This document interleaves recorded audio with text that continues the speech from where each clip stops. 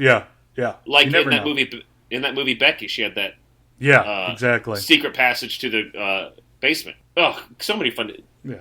If you ever dressed up like a ninja as a kid, hit us up. Let us know about it because I'd love to hear that story. I love that shit, man. I think that's so funny. I do. Some, I love hearing what other people did and be like, man, why didn't I think about doing yeah, that or something like that? Yeah. like I love the idea of digging a tunnel. I lived behind a creek. I'm surprised I didn't try to do that more. Right. Yeah. Or in front of a creek. The creek was behind us. So, I mean, we get a lot more weird stuff. We get the, Curtis and Joe and the love interest sort of like aligning and everyone sort of becoming friends, and they're sort of getting this allyship going, and they try to tell the dad that something's wrong, but of course the dad's in on it. And the dad's in this tight white undershirt. Whew, yeah. Tucked in, too. Just tucked in. Dad bod. On full display. Good for him, man. John Wayne painting on the wall, too. Just everything. True American. True American. And I think we might as well get to it. Let's talk about the boss fight. Yeah.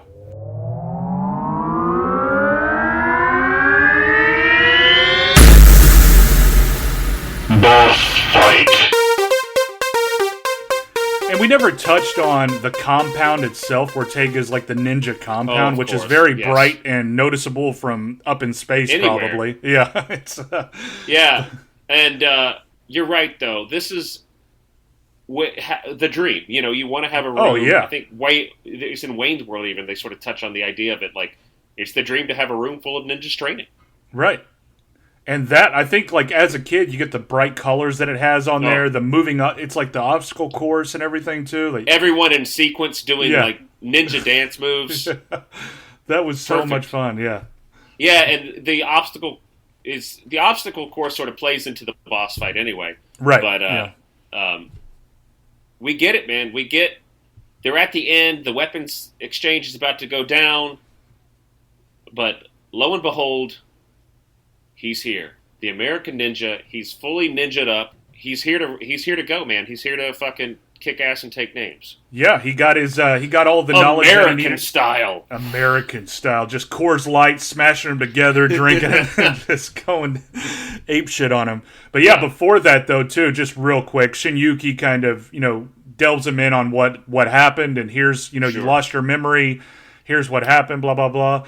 I do love the exchange, though, the final thing, and, like, the Black Star Ninja is out there, and he's betrayed the code. And Joe, this was while he was in training, and then he's like, I must kill the Black Star Ninja kind of thing, too, and that was great. But yeah, we get Joe on top of the warehouse, just this...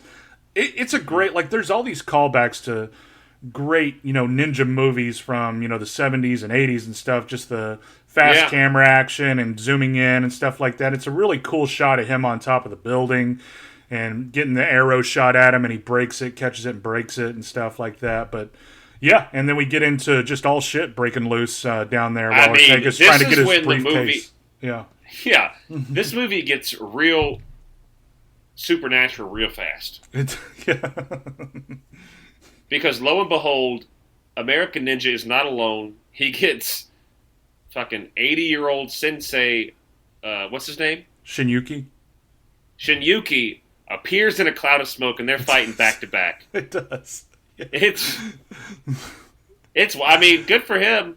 I had to rewind it because I thought that I missed a part or something happened. Nope. No, you don't miss anything. Yeah. It's there are several moments in this movie where you're like, huh? Yeah. Shinyuki sacrifices himself and gives Michael Dudikoff a character more reason to go balls to the wall. And we get some fun, like, one-on-one scene with the Black Star Ninja, but I really like when Curtis gets the rocket launcher, which looks like it was just this... Dude. thing. I don't know what that thing is. It's got, like, a net on it. It's got so much stuff on that thing. You can tell the prop people had a lot of fun with that. Yeah. That was crazy looking. It really was. Go and look at this rocket launcher, and it really looks like a radar gun mixed with a grenade launcher. But anyway, we get a big explosion, a model explosion, obviously. But hey, it works for the movie, and it does. we blow up our big money baddies, and the Black Star Ninja.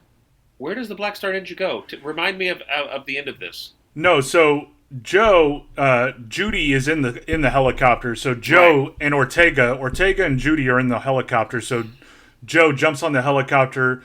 That's when Jackson's trying to like get off the chopper. Get out of the way. Down. Yeah. So he knocks out Ortega. I think he knocks him out, and then grabs Judy. They jump in that little pond thing in Ortega's house. Yeah. And then Jackson blows it up, and then that's when Black Star comes in and they have their fight in the little pool right there. Yeah. So, yeah. And how'd you feel about this this one-on-one here? I wanted more of it. I was having fun with it. It was fun. What did you think about the ninja lasers?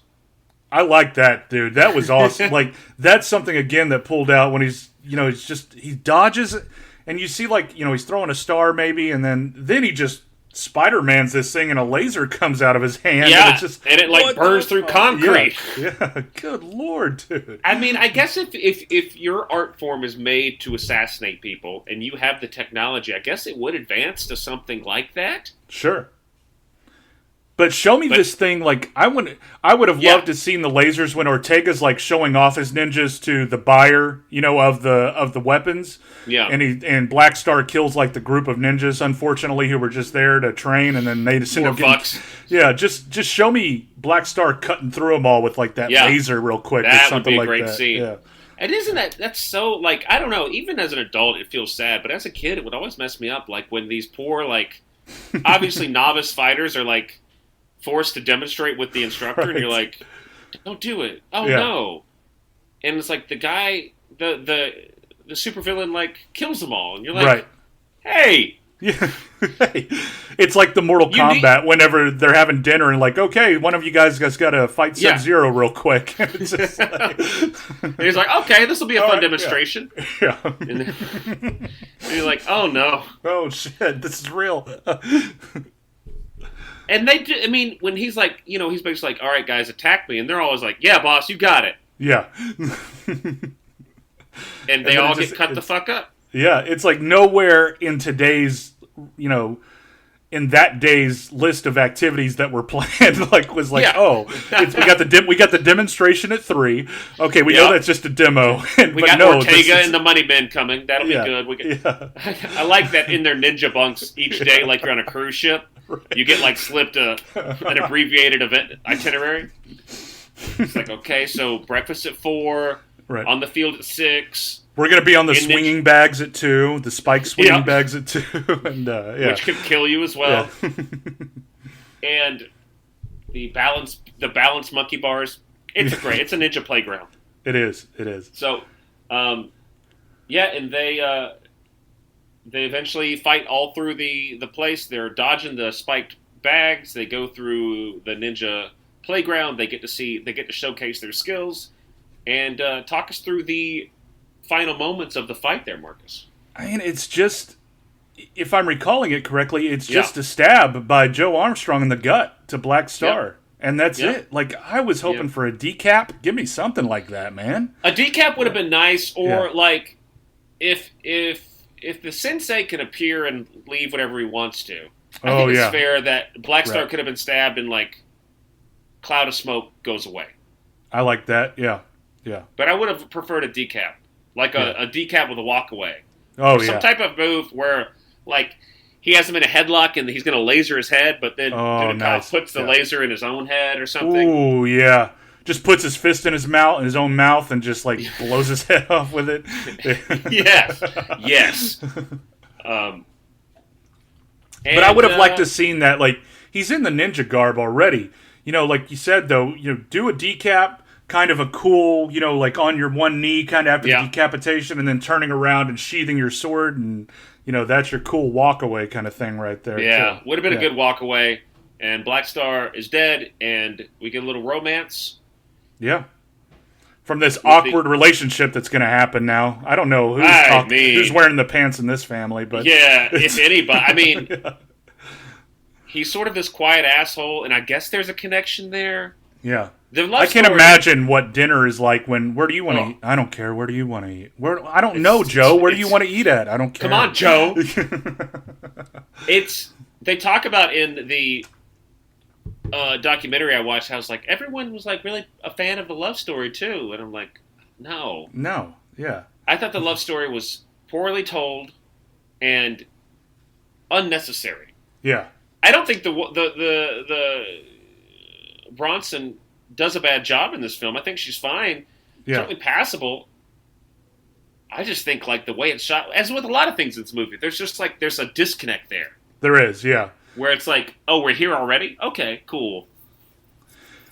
It's just that thing where it always has to be piped in, that love story, where it's like, watching this, I was like, I was trying to think of a movie that, I can't think of it immediately, but I'm just trying to think of a movie where it's just, if it's whoever it's trying to get saved, a guy or a girl, to where they're just an asshole, the whole time. It's not a love story for the opposite sex who's ever saving them or whatever. It's just, you just got to get this motherfucker through this with you and get out alive kind of thing. It doesn't end. Because I think that would have been a little bit more fun, too, in a way.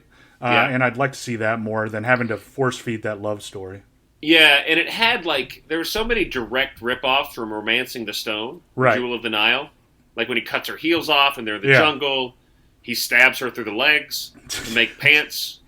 Just doesn't even tell her what's going on. Yeah. like Joe, shit, he could have just been like, hey, you're ill-equipped for this. We're just going to make you pants. Yeah.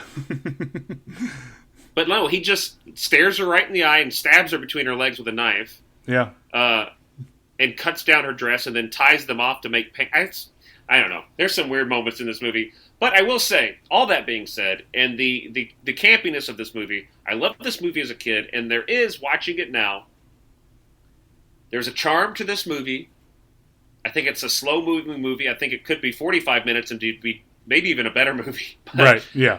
There's a charm to this movie. There's a lot of heart, and, obviously the people who were in it, the actors, cared about this movie. And I think it comes out, in the end, it's enjoyable.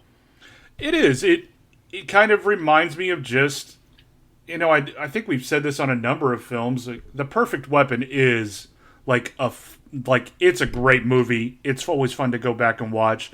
But this kind of when I think of this movie, I think of the playfulness of it and how it made me feel as a kid to go back and do stuff and just want to play around. Where Perfect Weapon, it was more I got to save people, but this is more, it got me into the fun of just doing things outside too and stuff like that. Yeah. Perfect Weapon made me want to go and hit a couch with sticks. Right. This movie made me want to go follow my creek for a mile and hide in the trees as I did it, or hop in the creek and try to crouch down and see if I can sneak up on pretend tree ninjas or whatever, Right. And that's a great thing. I mean, I wish I could see a movie now that made me want to do things like that. Yeah, because everything is way too, you have John Wick, you have Nobody that just came out, but those make you feel like that. I can't imagine now watching a movie like that as a, 8, 9-year-old and what am I, how do I go outside and play this shit now? What do I do now? Just beat my forearms against trees? Yeah. And, I could see, Fast and the Furious, leaving that movie theater in your car and being like, oh, yeah. Yeah. But, as a kid, you can't go see those movies, probably. I just don't know if there's a market, if that's out there right now. Outside of, animated films, are there these Three Ninjas, American Ninja, these movies being released that are, not, I mean, I know American Ninja's not geared towards kids, but Three Ninjas. I think the closest. Go out and, yeah, go ahead. I'm sorry to interrupt. Oh, just making kids want to go out and do adventures. Yeah, and I think what I was going to add. I think the closest thing, and I think that genre has fallen by the wayside. Is I think the closest thing was the Maze Runner or. Sure. What's the Hunger other Games? one? Hunger Games is what I'm thinking. Yeah. Those are the closest kind of things to that, I think. You're right. Because then you're a kid, you get a bow and arrow, you make one, and you can there is a world in that where Marcus could go and play by himself that he's the last person alive in the woods, and now he has to make his way out, or whatever. Yeah. I think that's a good point. I'm trying to, my mind is a blank on these. But if you're listening and you have kids or you know what these kids are watching these days, and you know before